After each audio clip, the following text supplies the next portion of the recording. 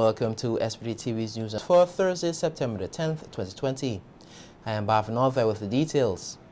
Prime Minister Dr. Ralph Gonsalves said the National Insurance Services, the NIS, estimates that there are at least 15 to 20% or about 8,000 persons who are employed in SVG and are not paying their NIS. Speaking on NBC Radio yesterday, Prime Minister Gonsalves encourages employees to ensure that their employers are paying their NIS contribution.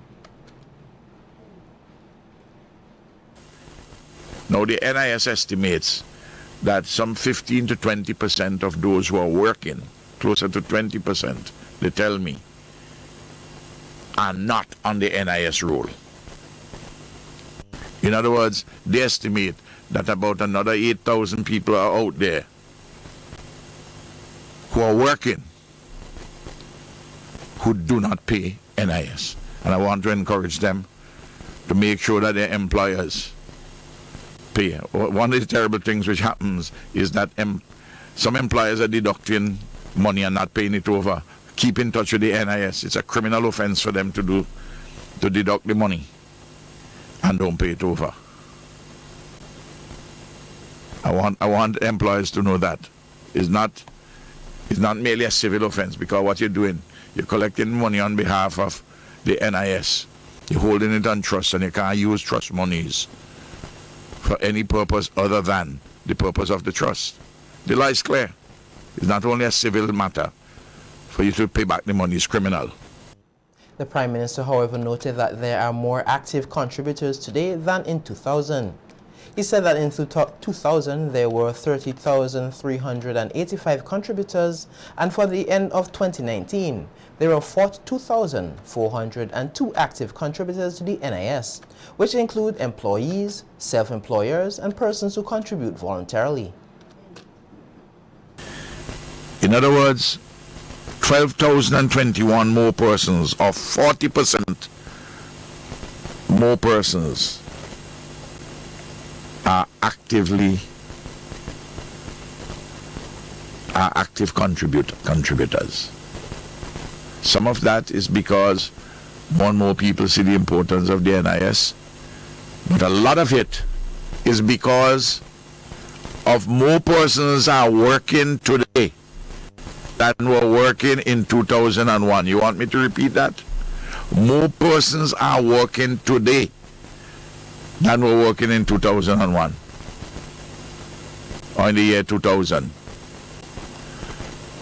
The active employees in that period increased from 30,076 in 2000 to 40,709 in 2019. In other words, by 10,633 or 26%.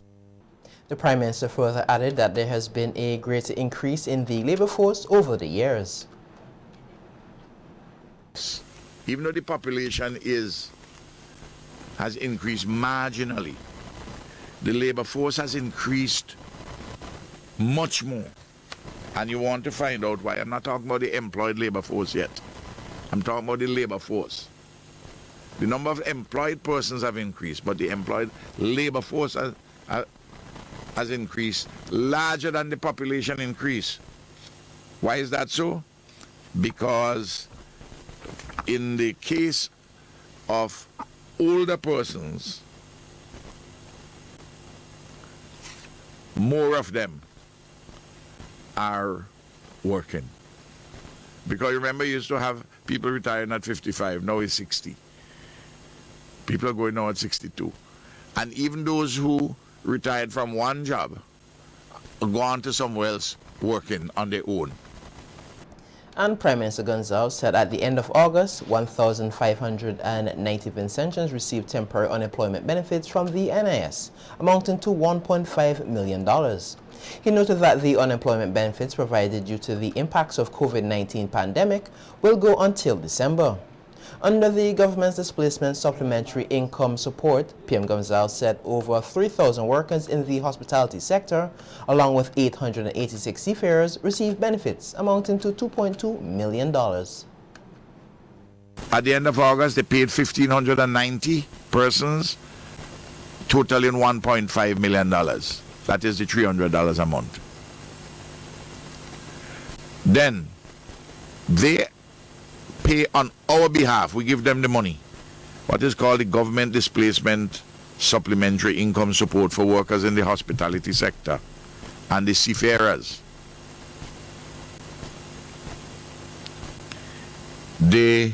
As of the end of August, the NIS has paid on our behalf, and we have given them the money, $2.2 million to 3,006 workers in the hospitality sector, and thus far $300,000 to 886 seafarers. There should be more seafarers, but some of them didn't take all their documentation to the satisfaction of the NIS. The Inter-American Institute for Caribbean-owned Agriculture, IECA, is assisting with efforts to further develop the local livestock industry. The organization this week handed over several pieces of equipment to the Ministry of Agriculture to support this venture. At the ceremony, IECA's technical specialist Michael Dalton presented a veterinary B-mode ultrasound scanner and a 30-liter nitrogen tank, collectively valued at approximately $13,900, to Permanent Secretary in the Ministry of Agriculture, Raymond Ryan. These equipment are intended to be used by the Animal Health and Production Division to assist in their work to provide services to the livestock farming public, especially in support of animal production. The IECA technical specialist said the contributions received by the ministry were outputs from a project titled Capacity Building to support the development of livestock sector in SVG. In January of this year, the Ministry of Agriculture made a specific request to IECA to support livestock development in St. Vincent, specifically to provide support for small ruminant development and for development of the poultry sector as well. The project was approved by IECA headquarters and we commenced the implementation in February. Unfortunately, issues surrounding the COVID-19 pandemic delayed the implementation and caused us to do some revision as well to the activities that we sought to engage the ministry with. But we are happy to report that now we are at a point where we can actually acquire and provide the equipment to the Ministry of Agriculture to support livestock development here. And we want to also indicate that we have other more substantial pieces of equipment and technical support coming to the ministry as well from this particular project. In accepting the equipment, Permanent Secretary in the Ministry of Agriculture, Raymond Ryan, thanked IECA for the timely donation and support to the work of the Animal Health and Production Division in the ministry. In livestock development. Earlier this year, as Mr. Dalton said, we made a request for assistance in livestock, animal health and livestock development. And this is these equipment. This is the ultrasound machine, and this is the nitrogen tank, which will assist the veterinary department again in their work. We have as one of our main focus the development of production in St. Vincent and the Grenadines. We are looking to enhance production of livestock as well as crops, and this is part of the effort, and we really dearly thank our partner IECA. They have been assisting us with many things, not only in livestock but also in the crop sector. President of the SVG Teachers Union, Oswald Robertson, is encouraging all Vincentians to be more environmentally conscious as the nation continues to face a multitude of health hazards. Currently, the nation is battling the COVID-19 pandemic along with a higher than normal case of dengue and the impacts of climate change. Highlighting the dangers of dengue, Robinson said it is important that members of the public play their role to keep the environment clean. I want everybody to be calm, remain focused, and let us walk it out, because we must live with COVID, we must coexist with COVID. But we also have to pay attention to dengue fever, because the last report we had about 148 or 49 cases somewhere along the line, and we need to watch that very carefully. We have to keep our surroundings clean, remove all containers which could collect water, Even though you have to turn them over or punch a hole in the bottom so that the water would flow. Because these mosquitoes, they are very persistent, they don't give up. And you may just fall asleep and feel everything is okay. But as soon as you take a nap, they are there to bite you. Okay, and it could be deadly. So we want people to take the necessary precautionary measures. While appealing to the Ministry of Education and the Ministry of Health to remove garbage bins without proper covers from school compounds, Robinson made an appeal to the corporate sector to help in this regard. I'm still seeing the garbage bins there, and I have appealed to the cooperative sector to come to the assistance of the Ministry of Education to provide proper garbage bins. Because COVID is one thing, dengue fever is another, and then we have other diseases which are spread by vectors like rats, cockroaches, flies, etc. So we have to nip it in the bud now. We have to deal with those potential hazards now. Now is the right time before they get out of hand. Because if you leave the garbage bins uncovered, stray dogs are going to knock them over. The garbage is going to get into the drains. They're going to block the drains. It could cause flooding. When these plastics get into the marine life is impacted. Our turtles, fish, and then that is going to affect the fisher folks and the people who depend on fish for food. You see? So we have to be environmentally conscious of what we do and how we do things. Many schools are used as emergency shelters. Robinson said the authorities must ensure schools are adequately outfitted with water storage tanks. Reach out to the management of the school, to the teachers at the school in a very mature, responsible way. We don't want to go back in the past where teachers and parents having a fight, a conflict. Reach out and let us resolve issues in a very responsible, mature way.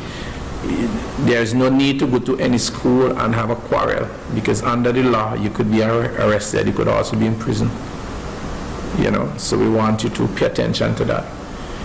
The issue of a number of tanks, water tanks, are still not being erected by Livestock. Chatibile Methodist School, Langley Park, and the list goes on and on. And even though now it's the rainy season, we should use the opportunity to store up water still. Because in the event of a disaster, water is a basic necessity. SVG joins with the international community today in observing World Suicide Prevention Day under the theme, Working Together to Prevent Suicide. Counselors at the Mental Health Rehabilitation Center says it's important that everyone knows the signs of suicide in order to seek help for loved ones or others who may be suicidal. Social worker at the Mental Health Rehabilitation Center, Roselle Solomon, said suicide has been on the increase globally and in light of the COVID-19 pandemic. World Suicide Prevention Day is observed globally on September 10th every year. It was designed to highlight the issues related to suicide and to advocate for more education and awareness, for relevant policies, and for commitment by all sectors to work towards suicide prevention. The issues related to suicide has never been greater than in 2020, where due to COVID-19, we have seen an increase in suicides globally, as some people were unable to cope with the additional stresses of the pandemic. Suicide affects us all, and therefore it is our responsibility to work together to identify the signs and symptoms and to help each other. Mental health is a shared responsibility, and I do implore us Vincentians to step forward and help each other to go through these cases where we are unable to cope. Solomon highlighted some of the signs one must look out for. Signs that persons can look out for if somebody is contemplating suicide. They may be sad, they may be depressed. You might find they lose interest in doing things that they have done before. You might find them saying goodbye in instances where you know you're supposed to see them again. So you know you have to see them at school tomorrow, at work tomorrow, and they're telling you goodbye like they have no intention of seeing you ever again. In addition, persons can start giving away their belongings. They can in fact tell you that they're going to kill themselves or write a suicide note, but that is not always the case. So if it's one secret I want to encourage persons not to keep, it's somebody stating that they want to kill themselves. In this instant, confidentiality should not be promised. And if you have a family member that is thinking about harming themselves, I want you to reach out for the necessary professional help. When persons are thinking about suicide, it's not necessarily that they want to commit suicide, but there is something going on around them, some negative stressor that they just can't handle. So help to get them the necessary intervention that they may need. The council said it is also equally important that persons know where to seek help, either for themselves or a loved one. Persons that are looking for help, they can contact the Mental Health Rehabilitation Center. In addition, they can call their local district clinic, they can call the Ministry of Health, or they can call on somebody who they trust. So if you have a family member that you trust, please reach out to them for help. Let us dispel the myth that talking about suicide is going to make somebody want to commit suicide. In fact, studies have shown persons who talk about it and get the necessary help are less likely to commit suicide. Yes, myself, I am a counselor here at Mental Health. There are other counselors here available at Mental Health. There are psychologists at the hospital, and there are counselors in other ministries. There are persons within the clinic who can reach out to Mental Health or reach out to colleagues about getting assistance for persons who may be thinking about committing suicide. On the issue of bullying in schools, the mental health counselors said it is a conversation which must be had, noting that it is a problem worldwide, which can in some cases lead to a victim committing suicide. Matthews said it is important for students, teachers and parents to have a frank conversation on the matter. Bullying is a conversation that should be had with students. All students should be encouraged to refrain from bullying others. You never know what a child is going through in their own individual home, and sometimes coming to school is a safe place, and you don't want that safe space to become so uncomfortable, because bullying can be a cause for a person wanting to kill themselves. So I want teachers to speak to their students. If you don't feel like you have that capacity to reach them on that level, reach out to the Ministry of Health asking for a program, because we do have a program as it relates to bullying, so that is available to schools as well.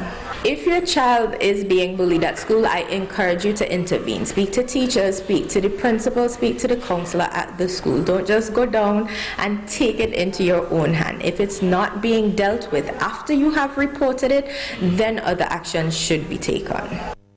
Meanwhile, ward manager at the Mental Health Rehabilitation Center, Sister Karen Gilgers, said persons should not be afraid to seek help from the center.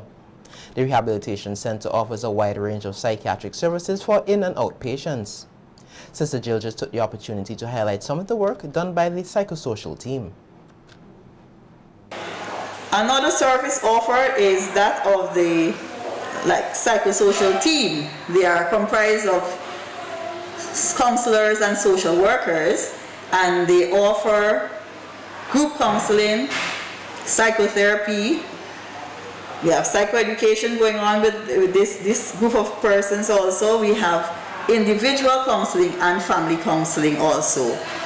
Another service offered is the community mental health team. We have a team that goes out not every day, but every month. There are particular areas from Fancy to Richmond, which they cover, and they take care of the patients, the outpatients actually, who need their medication. We also offer home care, and we also offer pharmaceuticals. The medication needed, we take it to them, right? Yeah. And I find sometimes, or most times, that is worth it, because we keep most of the patients out if they are kept on their medications out.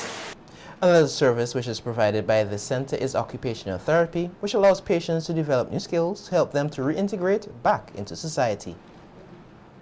We do have patients who have been treated either in here or at our clinics who are presently holding very high positions in government right now, who have gone out, who continue to do some of the skill areas, who are academically inclined and are doing very well. So, but you know, for purpose of confidentiality, we cannot state ABC where we find them, but we do have persons who would have gone out, who would have had skills and used their skills. As a matter of fact, we have patients in here who are qualified mechanic teachers, qualified electricians. We have artists that can look at you and draw you perfectly well. And we try to, at opportune times, to present their work to the public so that they can see and they can at least try to at least order or buy into it. Most of the time we don't have a sale, but we're hoping that at least someone will see and will come and help those people. But sometimes when they do go out, the skills that they learn here, they apply. Sometimes they do. The police have arrested and charged Donnie Williams and Caldrick Harrington, both of South Rivers, with wounding with intent and grievous bodily harm with intent. The accused men allegedly unlawfully and maliciously wounded a 71-year-old farmer of South Union by chopping him about his body with a cutlass. In addition, the accused men were further charged with inflicting grievous bodily harm on the said farmer by striking him with a stone on the right side of the hip. The incident occurred at South Rivers about 5:40 p.m. on July 3, 2020. The accused men appeared before the Serious Offences Court to answer to the charge and pleaded not guilty. They were granted bail in the sum of $3,000 with one surety and ordered not to contact the virtual complainant.